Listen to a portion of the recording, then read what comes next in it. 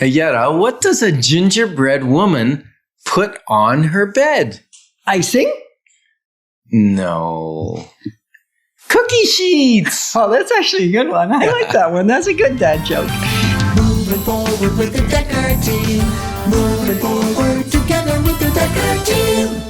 So we're excited that we've been able to come alongside you for over 30 years, not just helping buying, selling, and investing in real estate over 3,117 times, but coming alongside you to build your fund, build your finances, build your faith, and even strengthen, heal, and flourish inside relationship. So really 30 years of building your life, your home, and your wealth. And so as we continue to explore and discover sort of like what is it that will cause us not to be depleted as we come out of any holiday season, we have to talk about the things that we consume. I know, but it's Christmas. That is the wine that I am used to. Like, that's when I eat. Well, no, it's not. I eat a lot of things, but you know, my favorite saying comes into play this season. I know, it does. And that is, it's not what you eat between New Year's and Christmas that matters. No, sorry, it is. It is what you eat between Christmas and New Year's that matters. No. It's not. No. I can do it for you if you can't do it. It matters not what you eat between Christmas and New Year's. What matters is what you eat between New Year's and Christmas. Right. Third time is a charm. Is it ever? Wow, did I mess that up? Awesome. So now you get to see the good, the bad, the ugly, the lovely, and the beautiful when we hang out together. Yeah. Not just the things that come together. And so I take that to extremes sometimes. Yeah. And I eat a lot at Christmas time. Right. And now, for me, it kind of works. Not really. Oh, my goodness. I come out more tired than I should because I've eaten too much sugar, too much carbs, too much fat. I get it. And yet, I'm one of the fortunate ones, maybe because I'm male, maybe because it's my metabolism, maybe it's because all the sports I play. And I can put on 10 pounds in a week and take that same 10 pounds off next week. I know.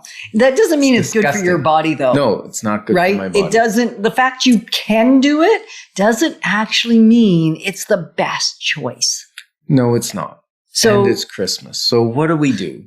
What do we do, folks, when it's Christmas and you have a family that loves to eat and you have a family that, you know, I grew up around food at Christmas time. That was special cakes, you know the special cake. Yeah, you made it for me a couple years ago. I make it. I do make it. And the special ice cream.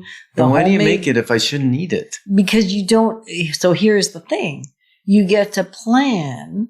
You get to envision how you want to feel as you come out of the holiday season, whether it's a vacation getaway, because you're just as equally as willing to overindulge on any kind of holiday, whether it's a seasonal holiday or whether it's a vacation. Oh, you know, the last vacation we took?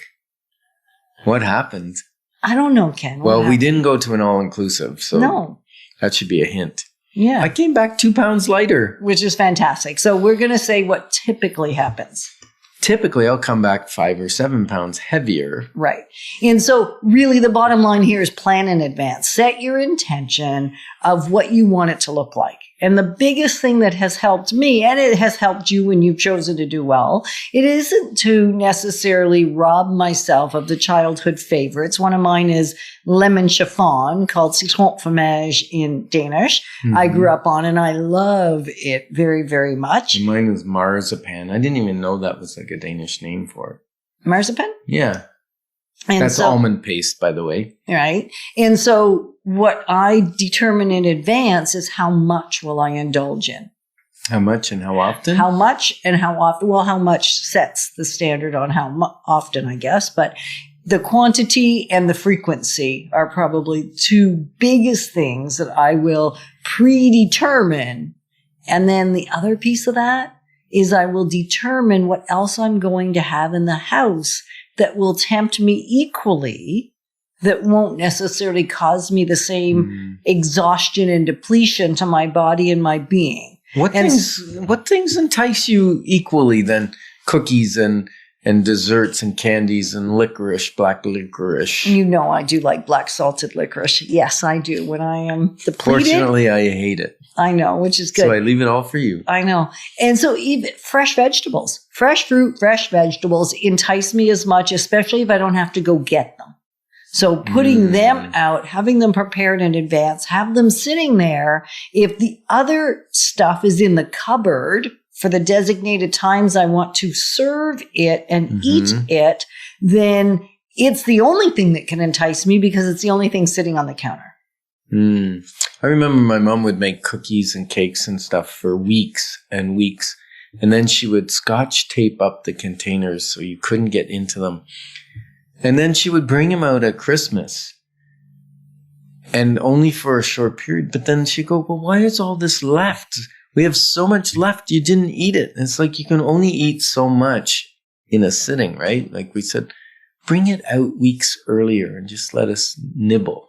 Let us nibble. So Ken, I've shared some strategies of how to feel energized and enthused coming out of. Because I know that when we put fruit on the counter, we eat a lot more fruit than if it's in the fridge. And many times we go to open the fridge and it's gone bad because it's been in there too long. Whereas if it's out on the counter, it's washed, it's ready, we eat a lot more fruits. And vegetables. And vegetables, I think too. they go hand in hand. Yeah. What is another strategy for you? So I'm saying minimize quantities. I'm saying keep some of the bad stuff. Quarter the pieces. Okay. Quarter the slices because, you know, even half is probably too much. Like you can get the full slice, you can enjoy it. But whether you eat 1/4 or the whole slice, you get the same taste in your mouth. The same excitement, the same enjoyment, the same memories, kids' memories. So my strategy is going to be eating 1/4, and not 4 quarters, but eat 1/4. Because sometimes that has been... Yeah, you keep going back. Right. The other strategy is not to use a dinner plate for dessert. Yeah. Right. Right.